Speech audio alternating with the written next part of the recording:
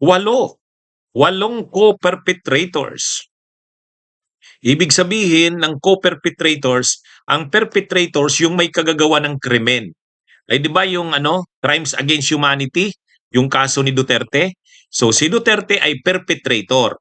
Yung mga kasama niya sa pagsagawa ng krimen, kasabwat niya ang tawag co-perpetrators.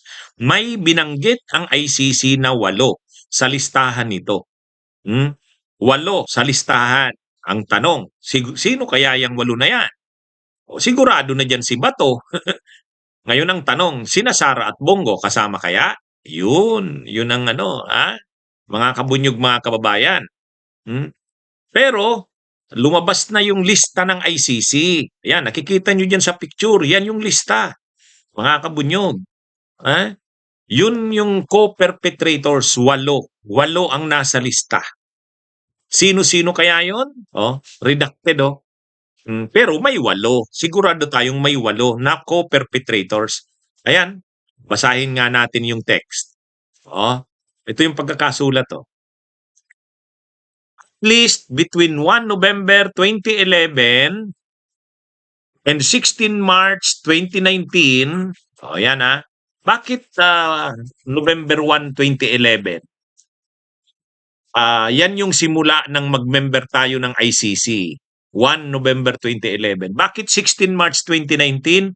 Diyan nagtapos ang membership natin sa ICC nung nag-withdraw si Duterte. So ibig sabihin, yung covered na period ng mga pagpatay ay yung member tayo ng ICC. 1 November 2011 to 16 March 2019. Duterte and his co-perpetrators shared a common plan or agreement to neutralize alleged criminals in the Philippines, open parentheses, including those perceived or alleged to be associated with drug use, sale, or production through violent crimes, including murder. Common plan. The members of the common plan, together, including Duterte, the co-perpetrators, each for at least part of the charged period, included some or all of the following. Yan Yan na. Nakikita nyo? Letter A, redacted. Halimbawa, Bato, former PNP chief, yung ganyan. Ganyan yan. Kaya hindi natin alam kung sino yan. Pero sila yung mga co-perpetrators ni Duterte mula 2011 hanggang 2019. So sakop yung time sa Davao. Kaya yung mga pangyayari sa Davao ay sakop ng kasi 2011. Diyan posibleng madadawit si Sara Duterte, yung sa Davao. Kaya mga kabunyog, mga kababayan. So ito na po. Ito na, mga kabunyog, ang mga nabanggi. Hindi pa kasi pinablik kung sino yan. Pero sigurado, kasi may letter A, B, C, D, 8 yan, hanggang H. Kaya lang redacted. Ngayon, sigurado na tayo si Bato. Alam namang hindi dyan involved si Bato. Kung mayroon diyang papangalanan, sigurado si Bato. Di ba? Kaya lang ang tanong, aside kay Bato, sino kaya? Pwedeng si Bongo nga, pwedeng si Sara, pwedeng kasama si Albayalde dahil ang pumalit na PNP chief kay Bato ay si Albayalde. Pwedeng si Vitaliano Aguirre kasi siya yung Secretary of Justice ng panahon na yan. Yung iba hindi na natin sigurado, pero ako sigurado ko si Bato. Sigurado ko si Bato. Kaya mga kabunyog, mga kababayan, ito, 8 pala yung perpetrators na nasa lista ng ICC. Mga kabunyog. Kaya na ito? Sigurado na yan. Si Bato, kaya nga nagtatago na si Bato kasi sigurado na siya eh. Yung iba hindi nakakasigurado pa. Halimbawa si Albayalde. Pero masakit sa matindi itong challenge kay PBBM. Matinding challenge ito kay PBBM kung paano niya to kaya grabe rin ang ng presidente ngayon, may problema sa flood control anomalies, may ngayon sa dito pa sa ICC. Pag lumabas yung arrest warrant ni Bato, matindi yan.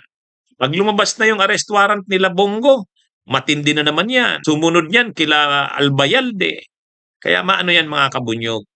Anyway, ang importante ngayon, ano na, talagang ano ito mga kabunyog, naglalabasan na ang mga tulad niyan, lumabas na may 8 co-perpetrators ang nasa lista. Pinakita natin kanina.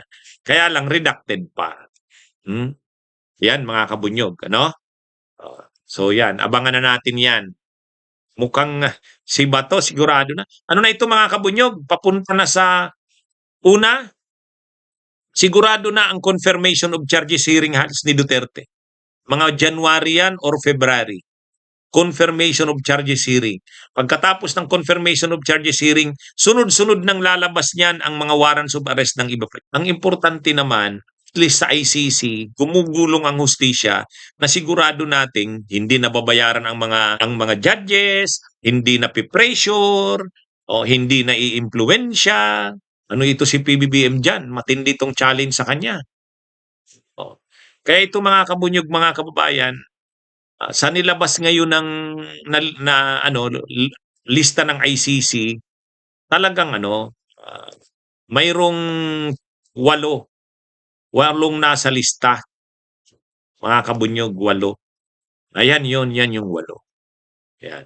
Kaya nga binalita ngayon, yan sa mga news outlets, 8 co-perpetrators ni Duterte sa drug war nakalista sa pre-confirmation brief ng ICC. Hindi na magiging pangulo si Sara. Ayan, salamat. Kilabot Gaming Recaport, hindi daw siya nag-i-skip sa sa mga ads. Salamat. Lagi raw siyang nanunood. O ayan, ako naman, lagi naman ako sa inyong mag-a-update. Kung ano man ang mainit na balita, ipapaalam ko sa inyo. Tulad ngayon, ito yung mainit na balita ngayon. December 1 yan Yang news na yan. Bunyog, bunyog, halikan na kasama ka. Bunyog, kapag buklod ay may pag-asa. Luzon, Visayas, Mindanao, isa ang pananaw. Sa bagong Pilipinas ang bunyog isisigaw. Bunyog.